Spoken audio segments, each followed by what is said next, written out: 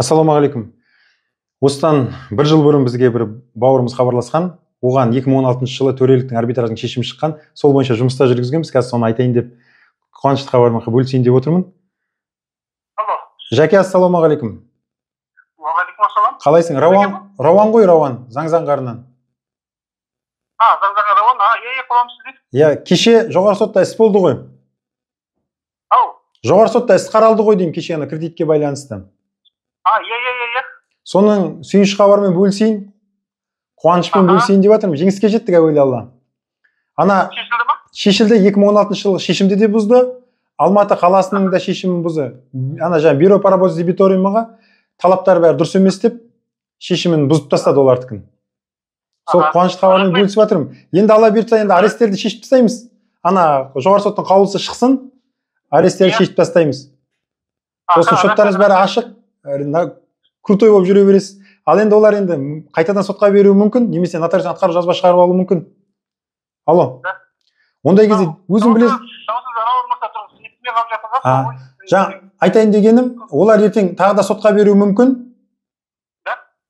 Беріп жатса, бірден дереу бізге хабарласасың, өйткені олардың талап қою мерзімі өтіп кетті, бәрі ұтылып қалады. Нотариуске жүгінсе де, жалпы сол коллекторлардан бір хабарлама келсе, дереу бізге хабарласасың ғой, әділетке жазып отырасың ғой. Сосын олар мазаны алудан мүмкін, сен төлейсің, анау мынау деп, жақсы, мен төлеймін, онда сотпен келіңдер. Сот арқылы өндіріп алсаңдар, егер төлеймін. Сотқа берсеңдер, көрейік десей. Бұлайынша жоғары сендер 2016 жылы шығарған шешімдердің бәрі кеше жоғары сотта күші жойылды деп айтасың ғой. Хабарласып жатса егерде. Сотқа бергендеріңді күтемін деп. 2016 жойылды, енді жаңада сотқа бергендер онда. Егер бере алсаңыздар, беріңіздер деп шем.